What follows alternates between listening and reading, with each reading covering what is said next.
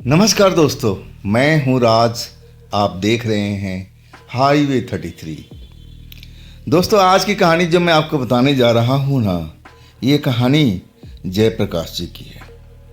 जयप्रकाश जी का पिता का एक ढाबा था, नॉन वेज ढाबा। ये रहने वाले हैं झारखंड के।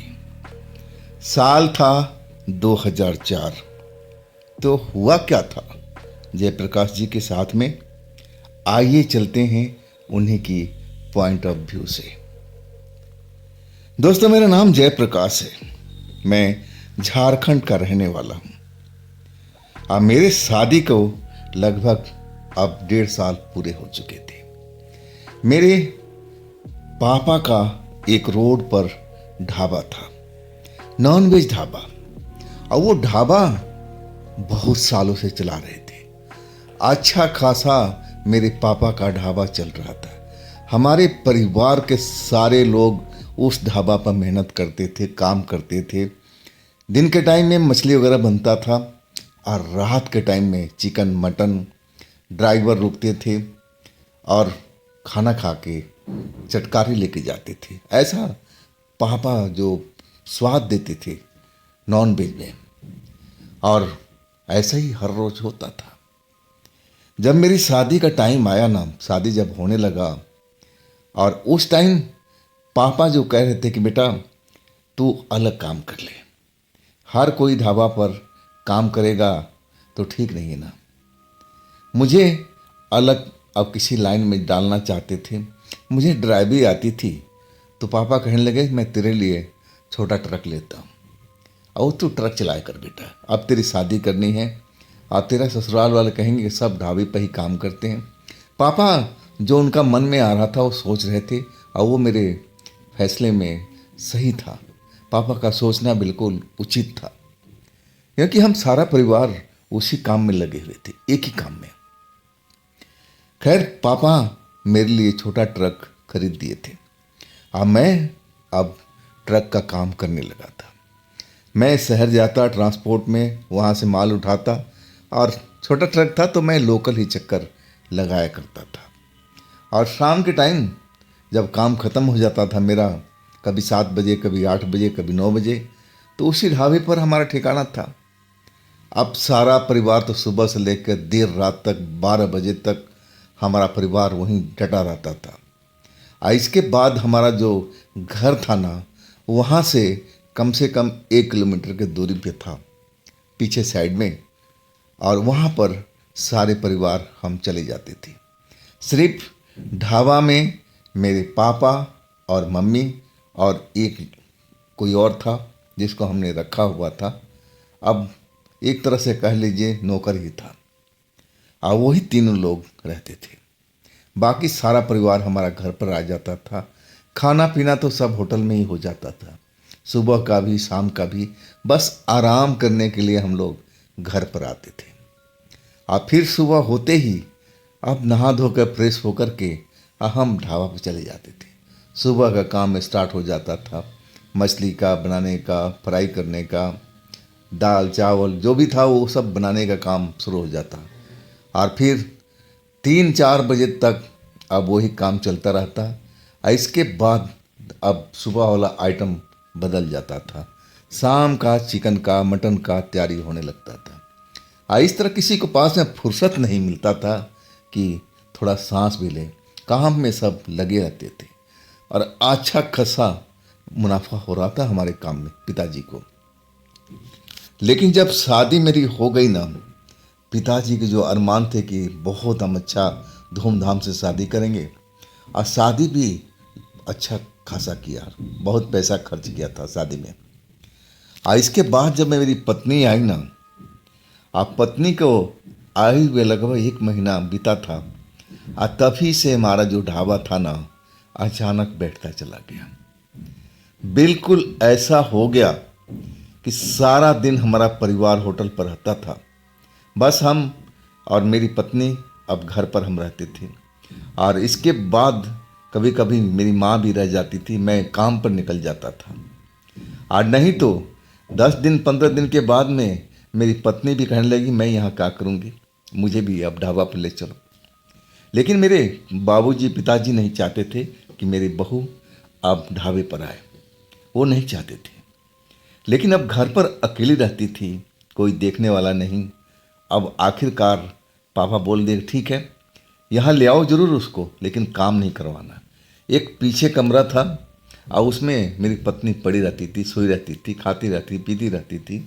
हाँ, कभी कभी माँ बहन सब कोई जाकर के उनसे हंसी मजाक करता रहता था, इसलिए टाइम चलता रहता था। लेकिन अब जो हमारे ढाबे का काम था ना, एक तरह से ठप पड़ गया था। किसी को कुछ भी समझ में नहीं आ रहा था कि अचानक हमारे ढाबे पर ग्राहक क्यों नहीं आ रहे, ऐसा क्या हो गया।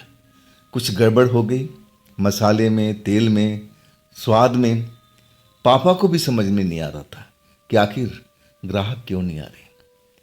अब वही ग्राहक थे जो चटकारे लेके जाते थे कि क्या स्वाद बना है, और सब कुछ मटेरियल वही था। अब ग्राहक हमारे होटल पर आ ही नहीं रहे थे।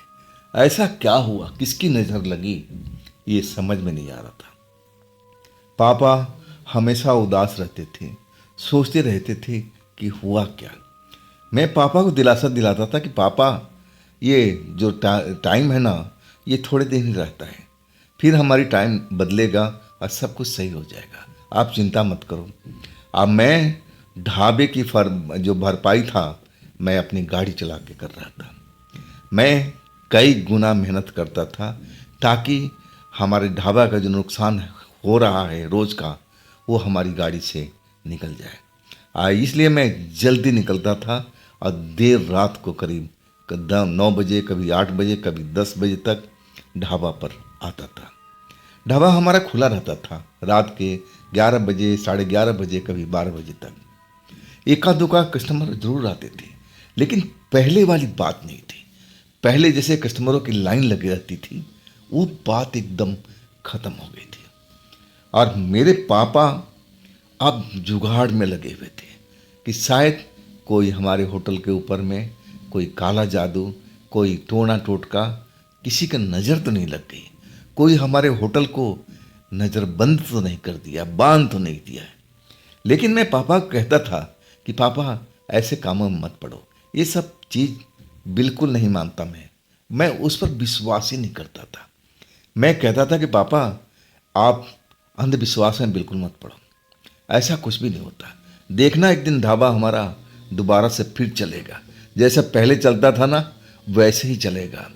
बस थोड़ा इंतज़ार करो, आप बिल्कुल हौसला खो मत। अब हमारा परिवार भी उसी हौसले के साथ दोबारा से काम करने को तैयार था। लेकिन ढाबा चले तब ना, ग्राहक आए तब ना।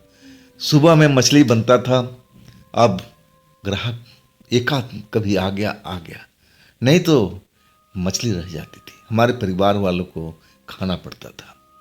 आज शाम के टाइम जहाँ पर 30 किलो 40 किलो चिकन और 20-25 किलो मटन लगता था, अब वहाँ तो किलो में आ रहा था और वही बच जाता था।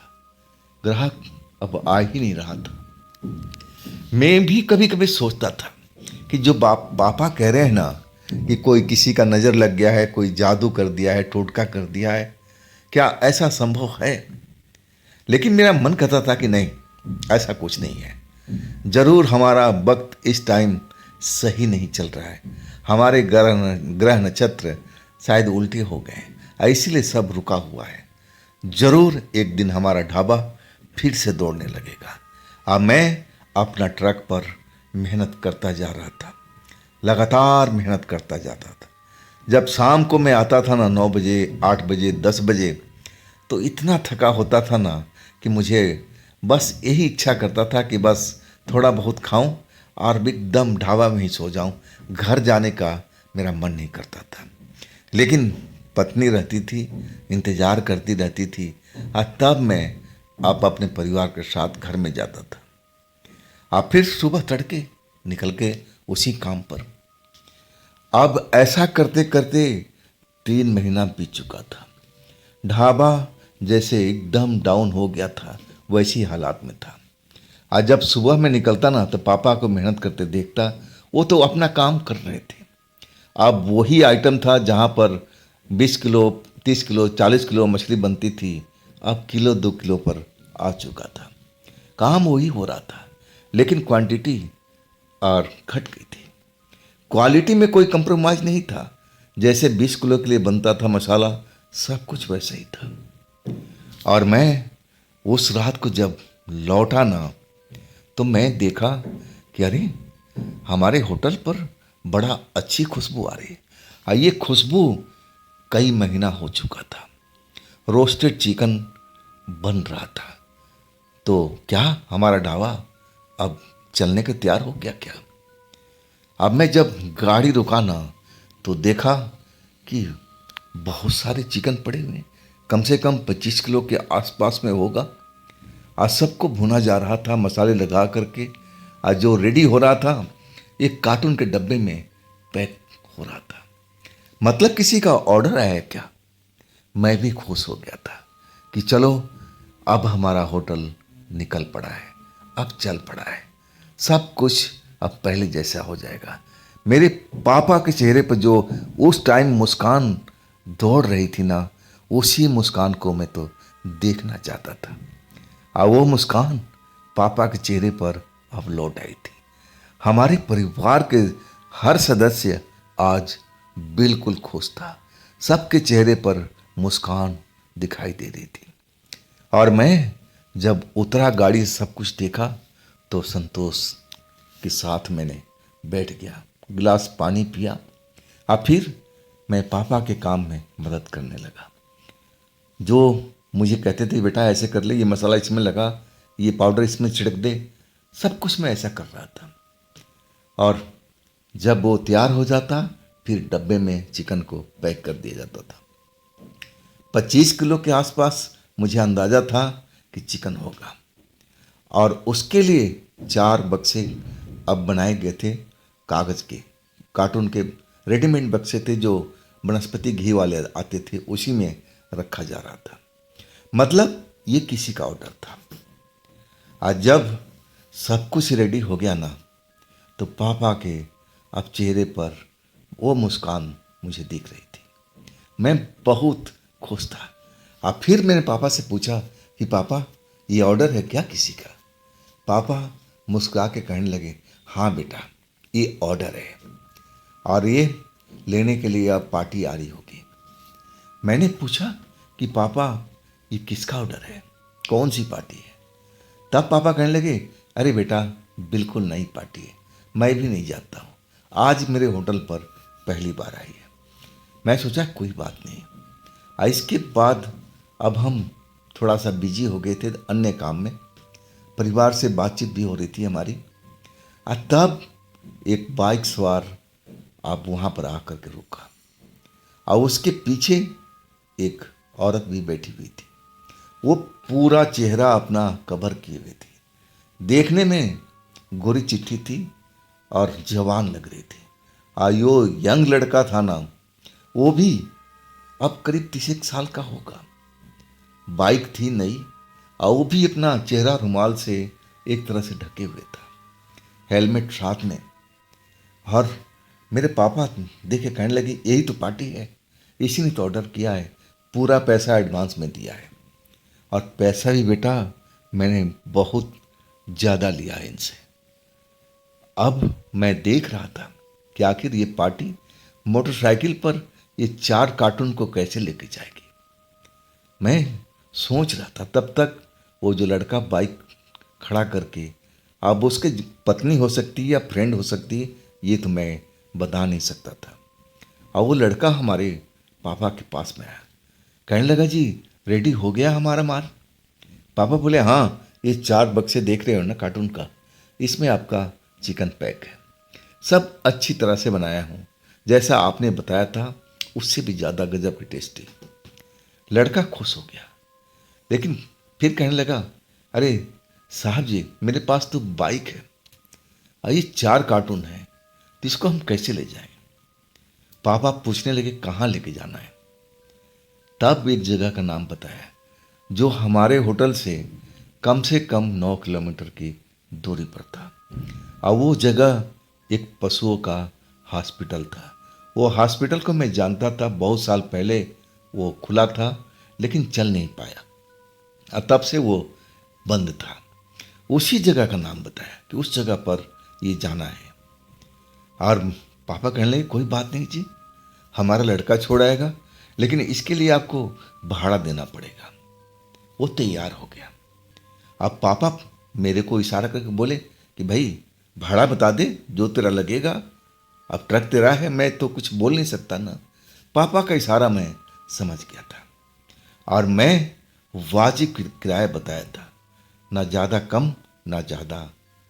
और वो एकदम मान गया और कहने लगा कि भैया जी ये माल लेकर के उस जगह पर पहुंच जाना आप, और हम थोड़ा दूसरी तरफ जा रहे हैं।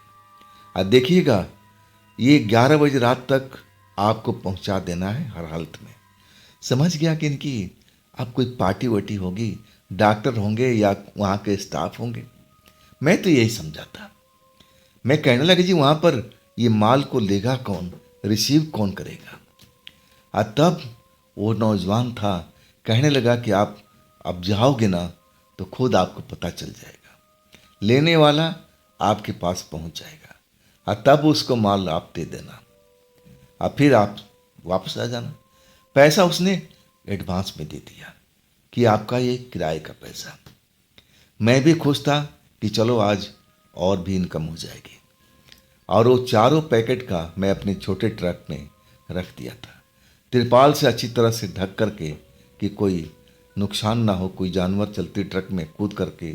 इतना अच्छा खुशबू निकल ही रहा था उस चिकन में कि कोई भी पागल हो जाए, जानवर वो आ सकते थे कूद के हमारे ट्रक पर। इसीलिए अच्छी तरह से कवर करके फिर मैं देखा टाइम तो अभी 9 बज रहे थे।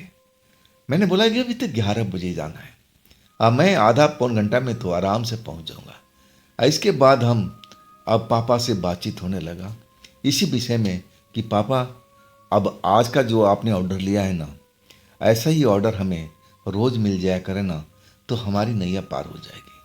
पापा भी खुश थे, परिवार के लोग खुश थे और सब यही कामना कर रहे थे कि ऐसे ही हमारा ऑर्डर आ जाए और हमारा होटल भी सही ढंग से चलने लगे। आप बातों बातों में मैं टाइम देखा ना तो 10:30 बज गया था। तब पापा कहते अरे कहीं लेट ना हो जाए बेटा, तू निकल ले अब सामान तो मेरा सब कुछ भरा हुआ था। अब पापा कहने लगे किसी को साथ में बिठा ले। मैंने बोला पापा 9 किलोमीटर की तो सफ़र है और आपके पास काम भी तो है, अब बर्तन सफाई करना, सब कुछ करना, परिवार के लोग लगे रहेंगे। और मैं अपना ट्रक में बैठ गया। मैं बोला पापा से बस गया और इसके बाद मैं लौट के आ रहा हूँ और तब हम घर चलेंगे। माँ को भी बोला, पत्नी को भी बोला। और इसके बाद मैं ट्रक स्टार्ट कर दिया था। मैं खुश था और ट्रक चलाते हुए 11 बजने में 5 मिनट बाकी था और तब मैं उस जगह पर पहुंच गया था। वो हॉस्पिटल का गेट बंद था। मैं ट्रक का लगा करके अब वहाँ इंतज़ार करने लगा कि आखिर वो नौजवान ने बोला था कि वहाँ लेने वाले पहुँच जाएंगे, आप पहुँचो तो सही। लेकिन अब 11:05 हो रहा था और गेट बंद था। मैं समझ नहीं पा रहा था कि आखिर कौन लेने आएगा, कब आएगा। मुझे लगा कि अंदर चल के देखना चाहिए। अब जैसे ही गेट को मैं धक्का दिया ना तो उसमें बड़ा भी गेट था, छोटा भी था और छोटा वाला खुल चुका था। और तब मैं अंदर चला गया। ट्रक मेरा बाहर ही खड़ा था और मैं थोड़ा अंदर चला गया। एक जगह पर मुझे लगा कि वहाँ कोई है। कुछ आकृति मनुष्य जैसा दिखाई दिया, चलता फिरता, लेकिन अंधेरा था। मैं सही ढंग से देख नहीं पाया, लेकिन मैंने आवाज़ लगा दी कि देखिए चिकन लेके आया हूँ, बाहर मेरी गाड़ी में पड़ा हुआ है। वो भैया का नाम बताया, उसने अपना नाम बताया था, वो भैया ने भेजा है। आप चिकन उतार लीजिए और मैं निकलना चाहता हूँ। अब मैं बोल करके अब मुझे प्यास लग गई थी। अब मैं वहाँ देखा एक हैंडपम्प था। अब मैं उस हैंडपम्प की तरफ चला गया।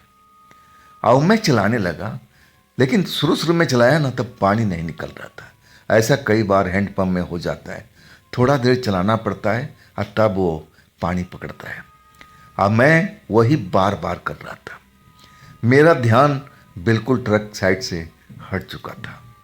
अब बस मैं पानी पीने के चक्कर में था और एक हाथ से चलाया जा रहा था और एक हाथ से अब टोंटी का जो उसका होता है मुंह, उसको बंद कर रखा था कि पानी इकट्ठा हो जाए तो मैं आराम से चुल्लू से पी लूँगा। अब वही हुआ जब मैं पानी पिया ना, इसके बाद मैं घूमा, लेकिन अभी तक मुझे कोई नज़र नहीं आया कि जो मेरी ट्रक के पास गया हो। अगर कोई होता तो मुझे ज़रूर बोलता कि हाँ भैया जी, ट्रक खाली हो गया है, आप ले जाइए। हाँ, मैं फिर घूम घूम करके देखने लगा कि अभी तो यहाँ कोई नज़र आ रहा था, अभी कोई नहीं है। आवाज़ लगाने लगा कि भैया जी आप चिकन तो उतार लीजिए, आपके चिकन अब कहीं वो ठंडा ना पड़ जाए, मैं बेमजा हो जाएगा। मैं आवाज़ ऐसे ही लगा रहा था, लेकिन कोई आवाज़ नहीं आ रही थी, सब शांत पड़ा हुआ था। और तब मैं बाहर निकला और ट्रक के पीछे गया। देख करके हैरानी हुई कि चारों पैकेट, चारों डब्बा अब हमारे ट्रक के अंदर था ही नहीं, उतर चुका था। लेकिन किसने उतारा मैं देख ही नहीं पाया था। एक पल तो मैं डर गया था कि कहीं चोर उचक्का कहीं माल पर हाथ साफ न कर गए हो। लेकिन मैं थोड़ा सोचता रहा, यानी कि हाँ, इस जगह पर कोई चोर उचक्का कोई मतलब नहीं है, और वो भी रात के टाइम में। इसके बाद मैं फिर दोबारा गया, लेकिन हर जगह अंधेरा अंधेरा मुझे दिखाई दे रहा था, कहीं पर रोशनी नाम का चीज़ नहीं। मैं अब देखना चाहता था कोई मिले कि पूछूं कि भैया आपने चिकन उतार लिया ना सुरक्षित। अब मैं यही एक तरह से पूछना चाहता था, मेरे दिल को संतुष्टि के लिए। लेकिन जब ना ही कोई मिला ना, तो फिर मैं वापस आ गया। अब 11:30 बज रहा था। अब मैं छोटा गेट को जैसे खोला था वैसे खींच के बंद कर दिया। अब फिर मैं अपने ट्रक में बैठ गया। लेकिन जब तक मैं होटल पहुंचा, रास्ते में मुझे उलझन हो रही थी। पापा पूछेंगे कि क्या तुमने सप्लाई दे दिया, तो मैं क्या बताऊंगा कि मैंने तो देखा ही नहीं किसी को ट्रक पर माल उतारते हुए। और यही सोचते सोचते मैं अपने होटल ढाबा पर पहुंच गया था। अब वही सवाल मेरे पापा ने किया कि हाँ बेटे, माल उतार दिया तो सही सलामत, ले गए लोग। मैं थोड़ा चुप रहा। पापा मेरे मन की बात शायद समझ गए थे कि कुछ गड़बड़ हुआ क्या बेटा। मैं सारी बात बता दिया कि पापा ऐसे ऐसे हुआ। उस जगह पर तो बिल्कुल अंधेरा था। मैं अंदर भी गया, मुझे कुछ परछाई अब अंधेरे में दिखाई दी थी। आवाज़ मार करके उस भैया का नाम बता करके अब मैं बोल दिया कि चिकन पैकेट में रखा हुआ है, आप उतार लीजिए। इसके बाद मैं हैंड पंप पर पानी पीने चला गया, प्यास लग रही थी। आज जब मैं पानी पी करके ट्रक में पहुंचा तो कार्टून वहाँ पर था ही नहीं, चारों के चारों अब गायब हो चुका था। पापा भी थोड़ा सोच में पड़ गए। फिर हंसते खिलारे, बेटा वो लोग उतार लिए होंगे, अब छोड़ो, इसका टेंशन भूल जाओ, कल हम देखेंगे, अब उनको जो चिकन पसंद आएगा तो हमें और ऑर्डर देंगे। और इसके बाद पापा तो होटल पर रुक गए। हम अपने परिवार को लेकर के अब अपने घर आ चुका था। और रात में मैं अपने पत्नी के साथ सोया था, लेकिन मेरा जो चिंता था अभी भी लगा हुआ था कि कहीं चिकन मेरा गलत हाथों में तो नहीं पड़ गया। अगर कल पार्टी लौट के आकर कहे कि भैया आपने किसको सप्लाई दिया, तो मैं क्या जवाब दूंगा। मैं यही सब सोचते सोचते कब नींद आ गई मुझे पता ही नहीं चला। नींद में भी मैं आ करके उसी चिंता में जो डूबा हुआ था, वही मैं स्वप्न देखने लगा था कि मैं उसी जगह पर हूँ, उसी हॉस्पिटल के गेट पर। मेरे ट्रक के अंदर अभी भी पैकेट रखा हुआ है और मैं चिल्ला रहा हूँ कि भैया आ करके आइए चिकन उतार ले जाओ। और तभी मैं क्या देखता हूँ कि एक बड़ा सा औरत अंदर से निकलती है। कम से कम उसकी हाइट 8-9 फीट की रही होगी। इतनी लंबी औरत को देख करके मैं हैरान था। और ऊपर से सफ़ेद कपड़ा पहन रखी, आंखें उसके अंगार की तरह चमक रहे थे। अब सीधा मेरे पास में आई। अब भारी आवाज में बोली, कहाँ है चिकन? मैं उसका शकल और आंख देख करके डर गया था। अब मैं जल्दी से बोला, जी मेरे ट्रक के अंदर है। अब फिर वो औरत मुझे धक्का दे दिया। अब मैं जमीन पर गिर चुका था। इसके बाद में जब उठा ना, तो मैं देख करके हैरान रह गया, क्योंकि मेरे ट्रक में काले काले अनगिनत साए वहाँ पर सवार थे और उस डब्बे से चिकन निकाल निकाल के खा रहे थे। आज सब एक जैसे दिख रहे थे। आज सफ़ेद कपड़ों वाली महिला ट्रक के नीचे खड़ी और उनको देख रही थी। कह रही थी कि जल्दी जल्दी खाओ, जल्दी जल्दी खाओ, अब तो तुम्हारा भूख शांत हो जाएगा ना। इसके बाद वो औरत फिर मेरी तरफ मुड़ के देखी। इस बार वो गुस्सा नहीं हुई और मेरे पास पहुंच गई। कहने लगी कि वाकई तुम्हारा चिकन बहुत स्वाद वाला है। देखो मेरे आदमी सारे टूट पड़े हैं, अब बड़े स्वाद से खा रहे हैं। अब तो हमारा चिकन तुम्हारे पास ही आया करेगा, अब एडवांस में ऑर्डर ले लो। इसके बाद वो औरत बड़ा आकर्षक ढंग से मुस्कुराई, लेकिन उसकी आंखें देख करके मैं खौफ में आ गया था। अब मैं कहने लगा, नहीं नहीं, हम आपको चिकन नहीं देंगे, हम आपको चिकन नहीं देंगे। अब मेरी नींद खुल चुकी थी। मैं पसीने में नहाया हुआ, अब मेरी पत्नी मुझे उठा रही थी। क्या हुआ जी, किसको चिकन नहीं देंगे, किसको चिकन नहीं देंगे? आप सपने में भी यही सब करते रहते हैं क्या? आप सो जाइए ना, आराम से सो जाइए, चिकन का कल हम लोग देखेंगे। एक तरह से वो मजाक के मूड में थी, लेकिन मुझे सपना बहुत अच्छी तरह से आता। उस औरत का चेहरा मैं भूल नहीं पाया था। और मैं अब अपनी पत्नी को क्या कहता। मैं कहने लगा, अरे मैं ऐसा ही ख्वाब देख लिया था, चलो अब सोते हैं। फिर इसके बाद मैं सो चुका था। सुबह हम जल्दी उठे, क्योंकि मैं जल्दी उठ करके पहले अपने होटल ढाबा पर जाता था। वहाँ तैयार पापा के काम में मदद करवा करके अब मैं चाय वाय वहीं पीता था, हल्का फुल्का नाश्ता करके अब फिर अपना ट्रक लेकर के शहर निकल जाता था। और वही उस सुबह भी हुआ। मैं जब पहुंचा ना, तो पापा अपने काम में लगे हुए थे। परिवार के लोग भी अब जुट गए काम में। जिसको जो काम दिया गया था वो अपना काम करने लगा था। और पापा के पास में पहुंच गया। मैं पूछा पापा कि आखिर वो मेरे ट्रक से कैसे माल उतर गया, मुझे पता ही नहीं चला। पापा हंस के कहने लगे, अरे छोड़ो ना भाई, क्या टेंशन कर रहे हो। अब जिसका माल है, अगर उसके पास नहीं पहुंचे होगा तो कंप्लेंट जरूर आएगा, देखा जाएगा। इतना नुकसान हो चुका है हमारा पहले ही, अब थोड़ा बहुत हो जाए क्या फ़र्क पड़ता है। आएगा तो हम दोबारा उसका ऑर्डर तैयार कर देंगे।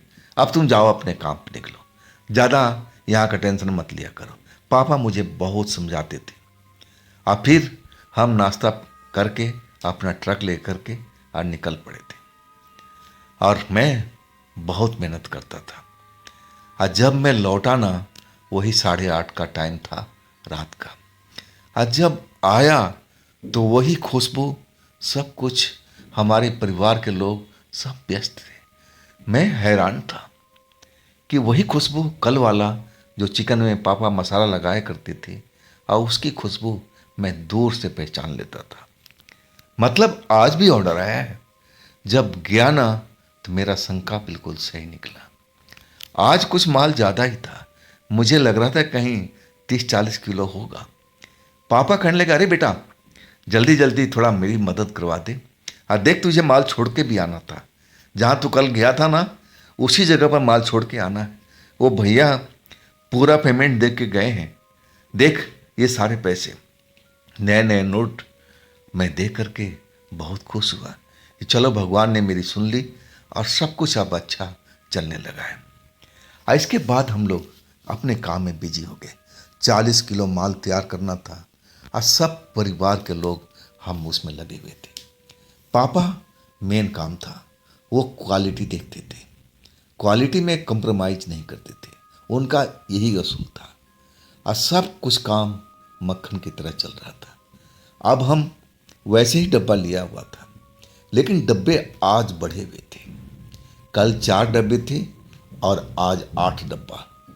वो डब्बा जो था ना, पार्टी खुद देख करके गया हुआ था और उसी डब्बे में हमारे पापा अब वो चिकन को तैयार करके और पैक कर रहे थे।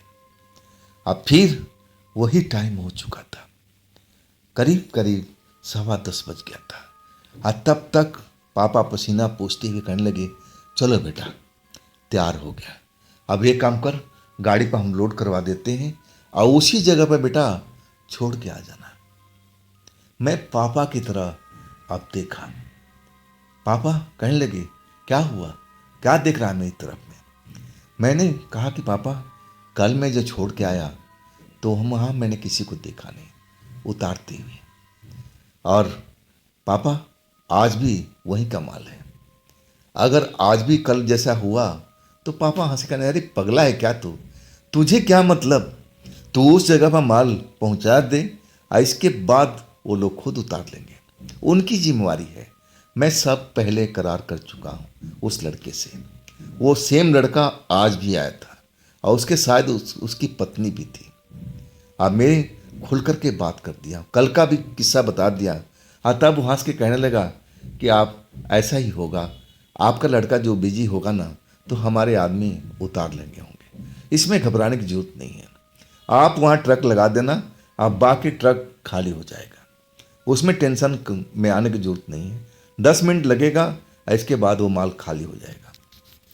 अब मेरे पापा सब कुछ समझा चुके थे, लेकिन आज मैं थोड़ा सचेत था और मैं आज संभल संभल करके उस जगह पर जा रहा था। पूरी नज़र में रखने वाला था कि कल मेरा जरा सा भी आंख इधर उधर हुई और पूरा माल उतर चुका था। कौन उतारा मैं तो देख भी नहीं पाया, लेकिन आज ज़रूर देखूंगा। अब फिर मैं जब पहुंचा तो वही कल का टाइम हो चुका था। 10 मिनट के आसपास बाकी था 11 बजने में।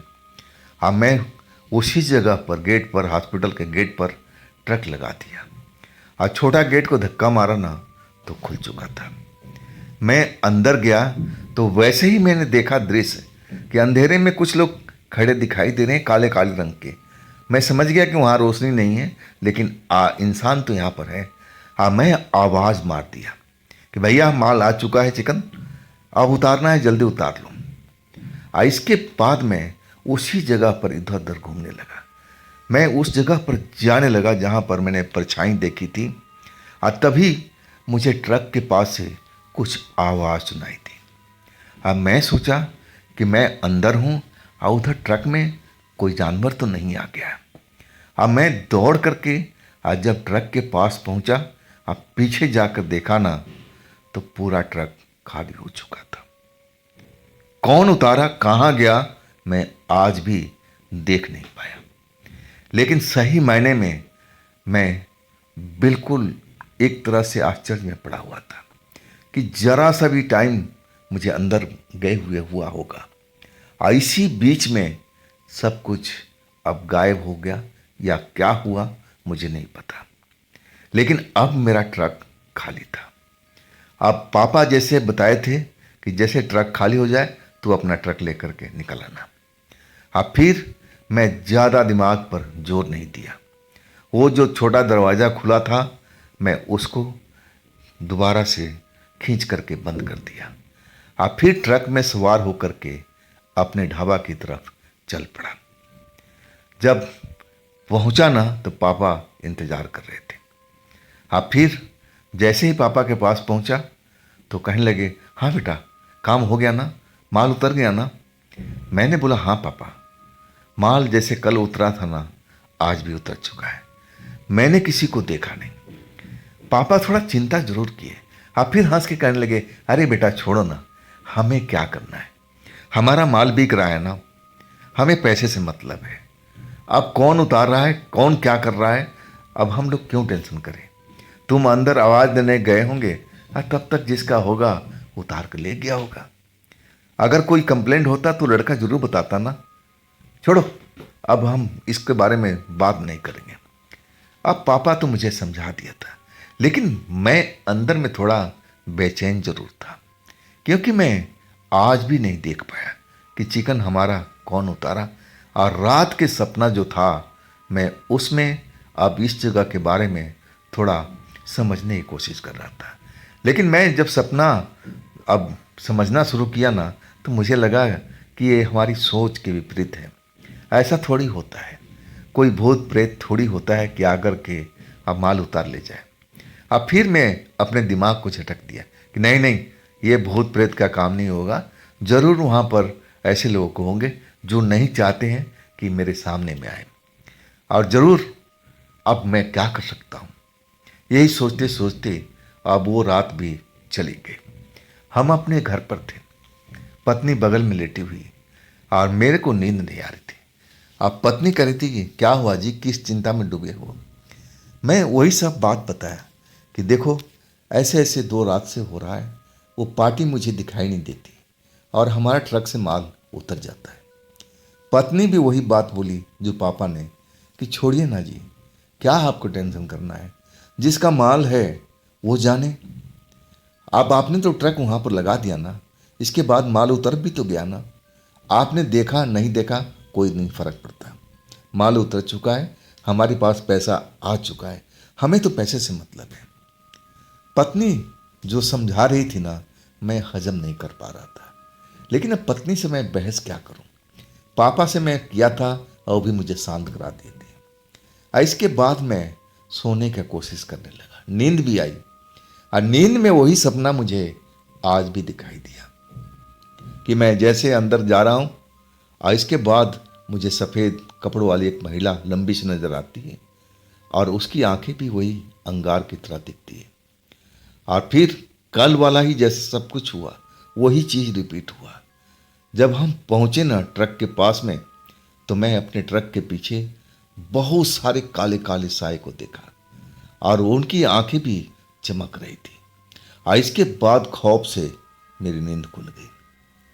मैं कई पल तक मैं पसीना पोंछता रह गया था, सारा शरीर पसीने से नहाया हुआ था। पत्नी भी जाग गई, कहने लगी क्या कोई भयानक सपना देखा।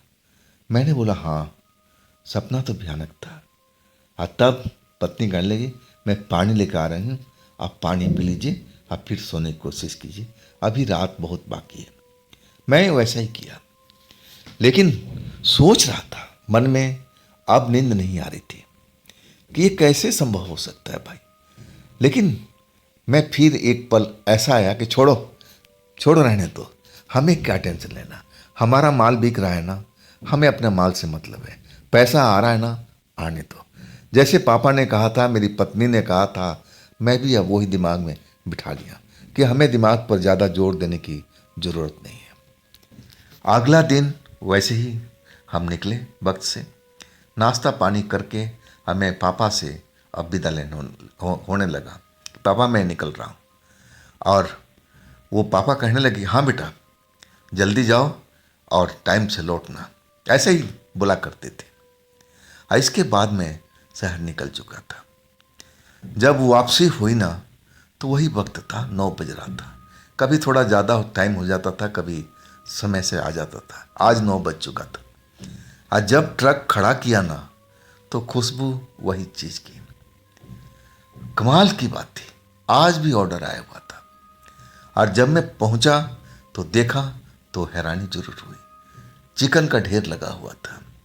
आज मैं समझ रहा था कि 50 किलो से ऊपर ही है माल। आज सब परिवार के लोग हमारे उसी काम में जुटे हुए थे, सब खुश थे, सबके चेहरे पर मैं खुशी देख रहा था। आज सबसे खुश थे मेरे पापा थे। सबको निर्देश दे रहे, अरे ये चिकन संभाल करके ये मसाला इसमें ज़रूर लपेट दो, नहीं तो स्वाद नहीं आएगा। और इसके बाद मैं भी अब लग चुका था। अंदर से मैं थोड़ा डरा जरूर था, लेकिन मैं अपने पापा के चेहरे पर पहले वाली मुस्कान देख रहा था। अब मेरे अपना परिवार को भी देख रहा था, सब खुश थे, तो मैं भला क्यों टेंशन करूं। और इसके बाद मैं भी उस काम में छूट गया था। आखिरकार 10:30 बजे के बाद वो पूरा अब बैच चिकन का तैयार हो चुका था। और आज तो बक्से बढ़ चुके थे, 10 बक्से थे, सब में अब चिकन पैक हो रहा था। और जब चिकन पैक हो गया तो मेरे पापा जो थे मुझों पर ताव दे के कहने लगे, बेटा देख, तू कहता था ना कि दिन हमारा लौटेगा, टाइम लौटेगा, देख अब हमारा टाइम लौट रहा है। अब देख बेटा, एक ही पार्टी है जो इतना ऑर्डर दे रही है। मैं समझ गया वही लड़का लड़की थे क्या। पापा कहने लगे, हाँ, उनको तो चिकन बहुत ज़्यादा पसंद आ गया और वो कह रहे हैं कि हफ्ता में कम से कम 4 दिन तो आपको सप्लाई करना ही है। और इसके बाद कहने लगे कि अब दूसरा ऑर्डर दूसरे जगह का हम देंगे और वहाँ पर भी 4 दिन सप्लाई करना है। मतलब महीना में 30 दिन हमें काम मिल रहा है। अब सप्लाई अलग अलग जगह पर देनी है। मैं खुश था, चलो हमारे पास एडवांस पैसा आ रहा है, करारा करारा नोट, और हमारा भाड़ा भी ट्रक का मिल रहा है, तो हमें छोड़ने में इतराज का है। लेकिन आज का माल उसी जगह पर जाना था, वो हॉस्पिटल के पास में। अब मैं खुश था और मैं अपने ट्रक पर सारा माल लोड करवा के त्रिपाल से ढक करके और मैं चल पड़ा। चलो वहाँ पर जाना है और इसके बाद हमारा ट्रक खाली हो जाएगा। लेकिन आज मैं थोड़ा मूड में था, यानी कि आज ट्रक से मैं हटूंगा नहीं, अपना ट्रक के साइड में खड़ा रहूँगा, आवाज़ देकर जरूर आऊँगा, आप फुर्ती से ट्रक के पास आके खड़ा हो जाऊँगा। बस मैं देखना चाहता हूँ कि कौन मेरे ट्रक से माल उतार के ले जाता है, और फिर मुझे तसल्ली मिल जाएगी। और यही सोच करके मैं पूरी तैयारी कर रखी थी।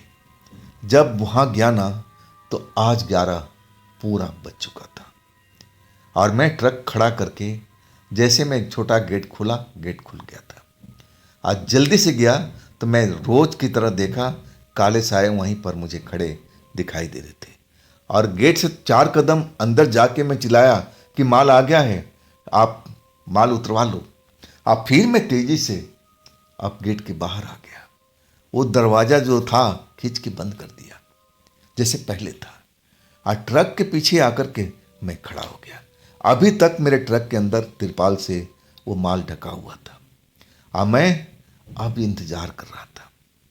1 मिनट बीता, 2 मिनट बीता, तीसरा मिनट बीता और इस तरह करते करते अब 10 मिनट से ज़्यादा टाइम हो गया।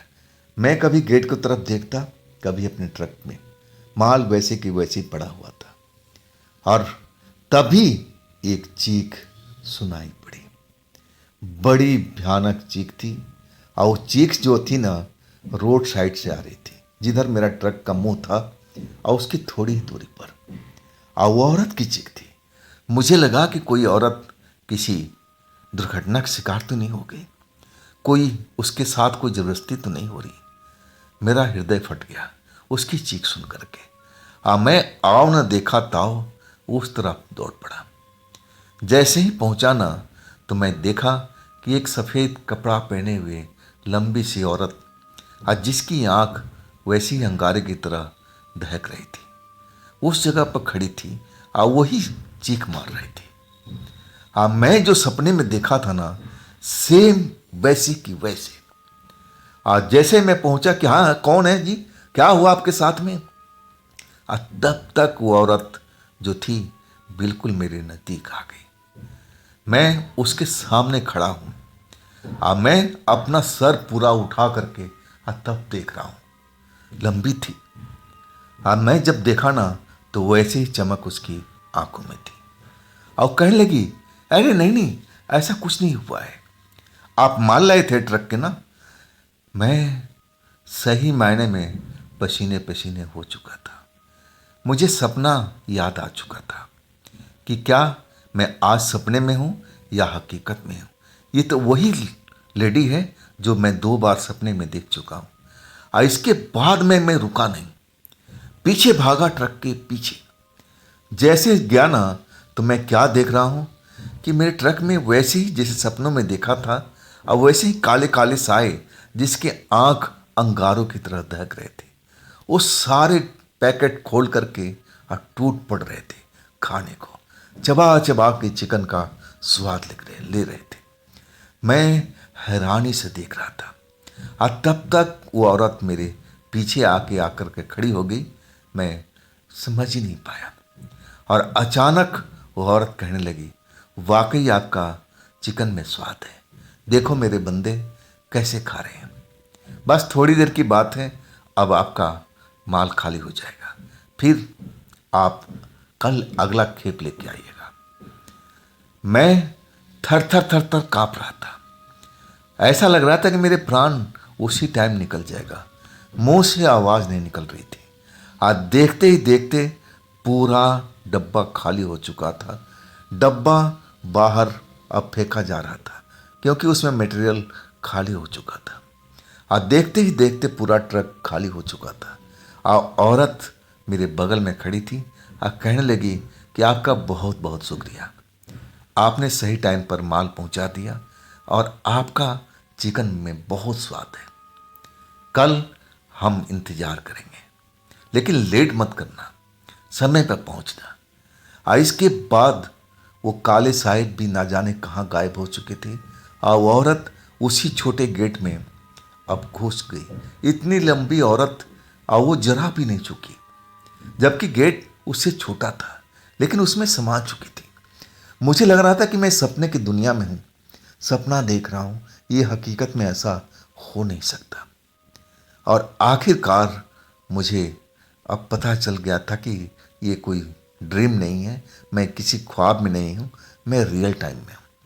और तब मैं जल्दी से ट्रक में सवार हुआ और फिर ट्रक दौड़ाने लगा। जब मैं पहुंचा तो मेरे परिवार वाले इंतजार कर रहे थे। पापा अब दौड़ के आए। हाँ बेटा, उतर क्या मालना। मैं एकदम डरा हुआ था, चेहरा पीला पड़ा हुआ था। पापा को संदेह हो गया, कहने लगे, बेटा तेरे साथ कुछ गड़बड़ हुई क्या, बता बता।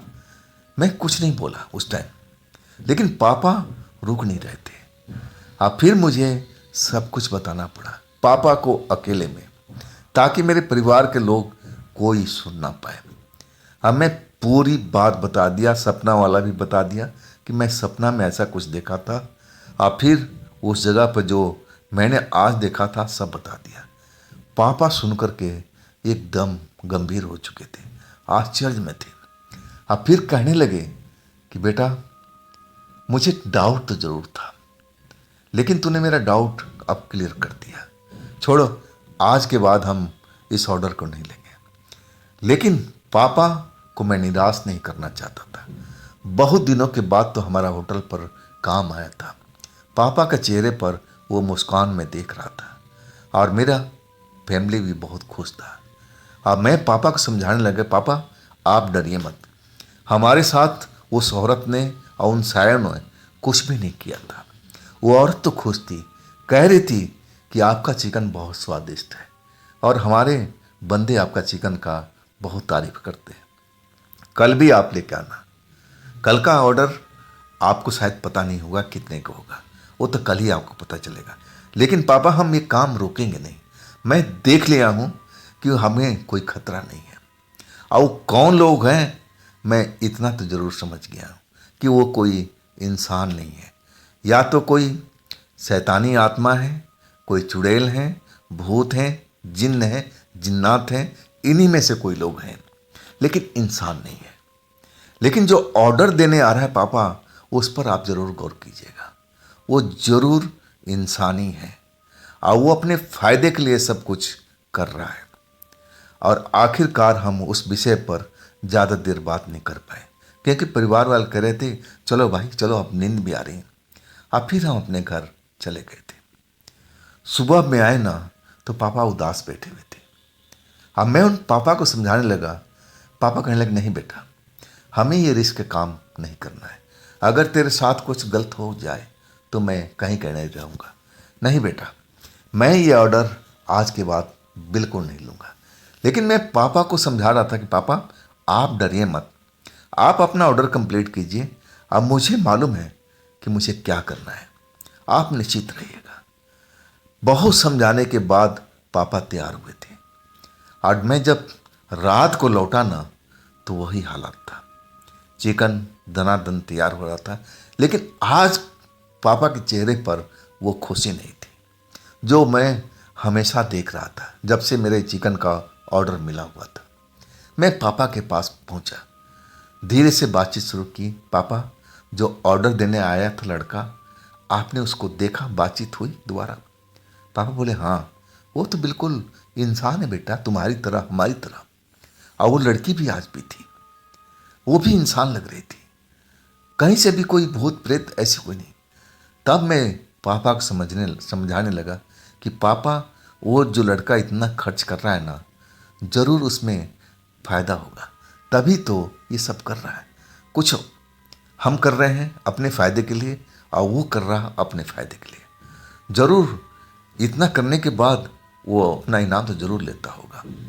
अब मैं पापा को समझाने लगा कि पापा, आप काम करते रहिए, ऑर्डर मैं कैसे दूंगा, मतलब सप्लाई कैसे करूंगा मुझे पता है। और इसके बाद मैं उस ऑर्डर को लेकर के गया भी।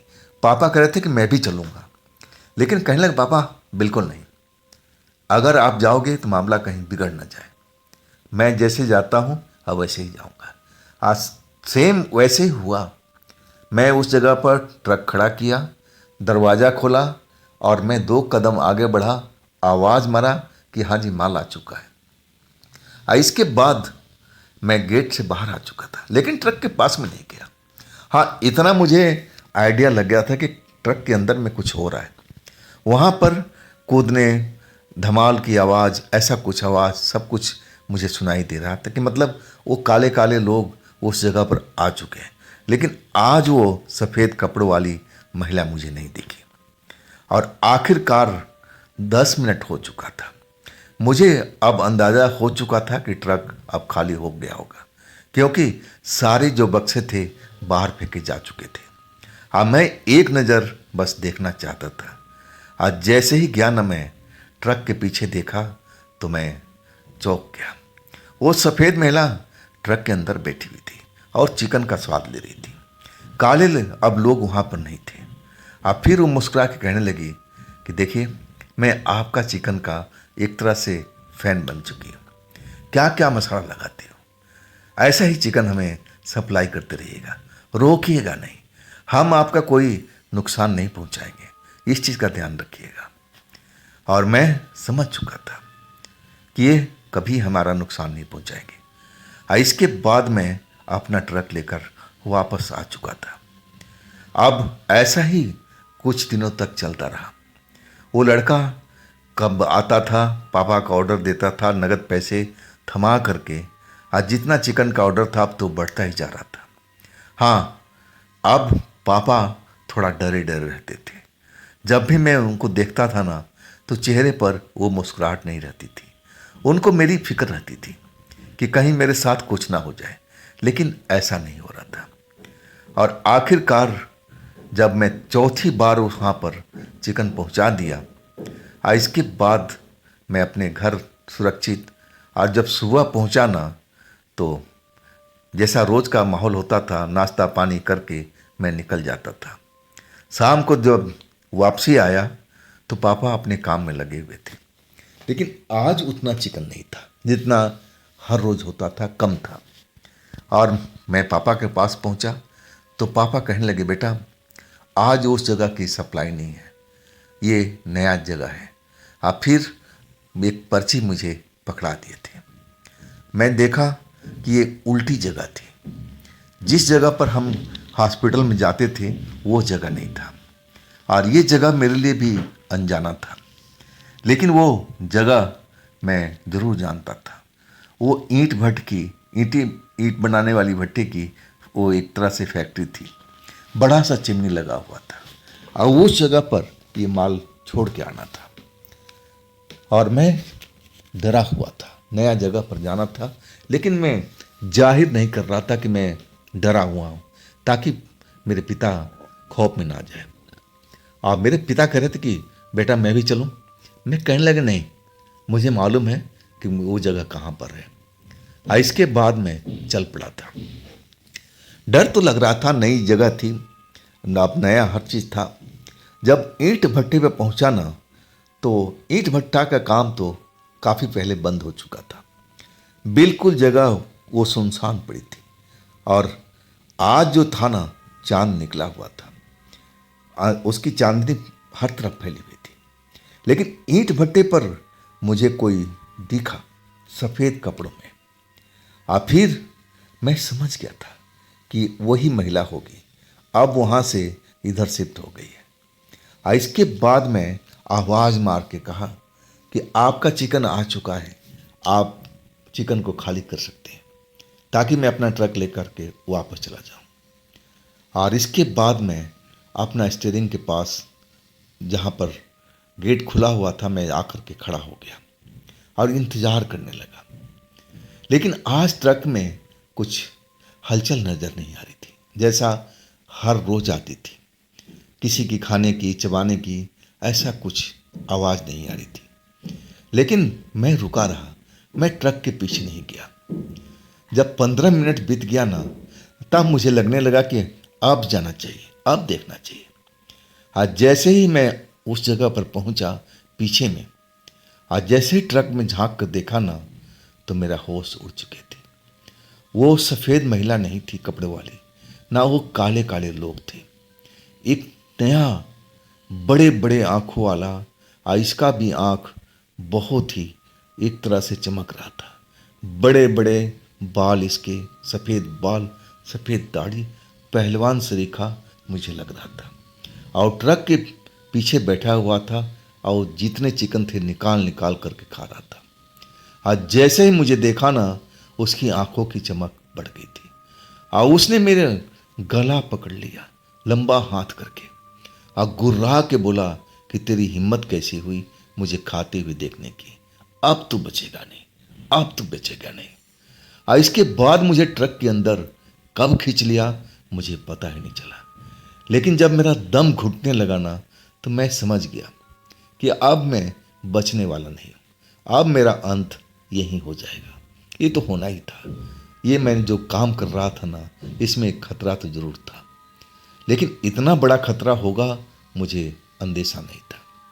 और मैं अपना एक तरह से गला छुड़ाने की कोशिश कर रहा था कि किसी तरह से आज़ाद हो जाऊं और इसके पकड़ से बाहर निकल जाऊं, ट्रक से कूद जाऊं।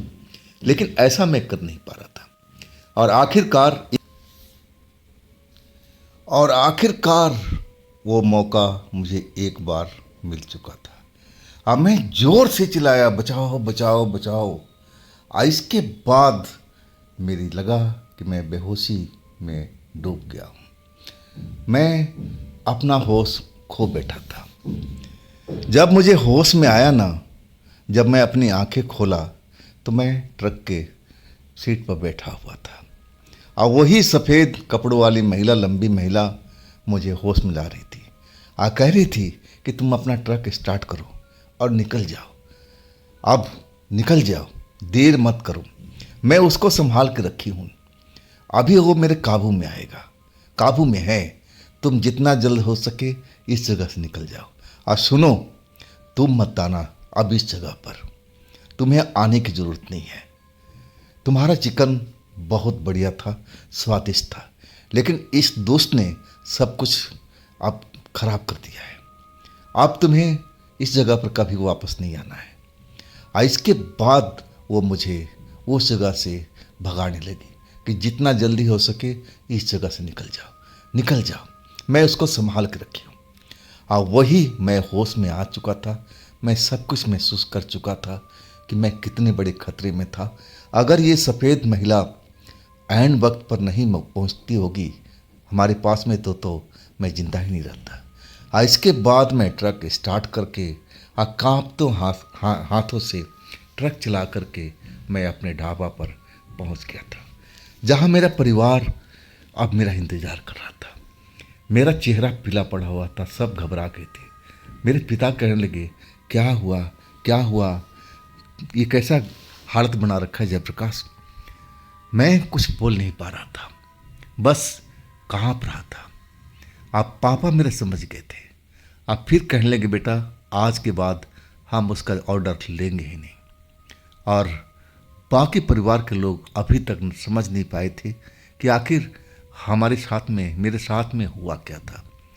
अब पापा बताना चाहते थे, लेकिन मैं इशारे से रोक दिया कि नहीं पापा, ये सब डर जाएंगे।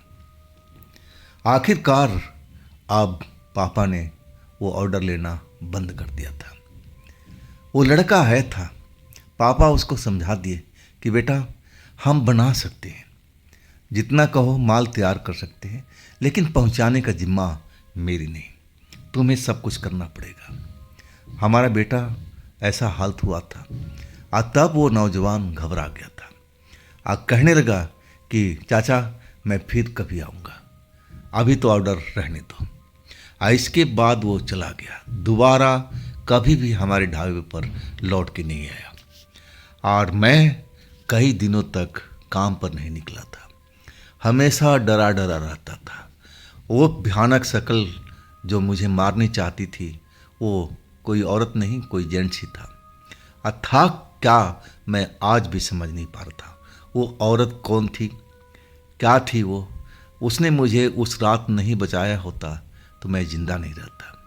लेकिन हाँ, उसके बाद से मेरा ढाबा जो एकदम रुका हुआ था, चल नहीं पा रहा था, और उस ऑर्डर को मिलते ही मेरा ढाबा चल पड़ा था। और कभी कभी जब हम वक्त पर ढाबा पर होते थे ना, तो कोई बाइक आकर रुकती थी ना, तो पापा भी गौर से देखने लगते, कहीं वही लड़का दोबारा ऑर्डर लेके तो नहीं आ गया। लेकिन जब कोई दूसरा निकलता ना, तो हम चैन की सांस लेते कि चलो वो नहीं है, वो कोई दूसरा है। तो दोस्तों, ये थी जयप्रकाश जी की अपनी कहानी, अपनी आप बीती। अगर आपके पास भी ऐसी कोई घटना है जो आप मुझे बताना चाहते हैं, तो आप इंस्टाग्राम पर या मेरे व्हाट्सएप नंबर पर अपनी कहानी को, अपनी घटना को आप भेज सकते हैं। और दोस्तों, ये भी चैनल आप ही का है, तो इसको भी अपना प्यार दीजिए, लाइक कीजिए, सब्सक्राइब कीजिए, शेयर कीजिए। अब फिर हम मिलेंगे ना अगले रोज़। और हाँ दोस्तों, देखिए, मैडम आशीष की कहानी हर रोज़ तो आएगी नहीं ना, क्योंकि हर रोज़ कहानी बोर कर देगा आपको। अब वो भी लेके आएंगे और उनकी कहानी भी आएगी, उसका भी सीरीज आएगा, लेकिन अपने वक्त पर आएगा। थोड़ा आपको भी धैर्य रखना चाहिए। और भी कहानी जो मेरे पास में आगे पड़ी हुई है टेबल पर, उसको भी तो आपके पास पहुंचाना जरूरी है। उसका भी अपना एक आनंद है। जैसे मैडम जी की कहानी का है ना, वो उसका आनंद और उनका कहानी का आनंद, और ये जो कहानी आज की है, इसका भी तो अपना अलग आनंद है। तो सब टाइम टाइम पर आता रहेगा। ना तो मैं मैडम जी की कहानी को बंद कर रहा हूँ, और ना अभी अरुण का। दोनों कहानी लगातार चलती रहेगी और समय समय पर आपके पास जरूर आएगी। तो फिर आज के लिए इतना ही। फिर हम मिलते हैं कल एक नई कहानी, एक नई घटना में। आप लोग अपना ख्याल रखिएगा। नमस्कार।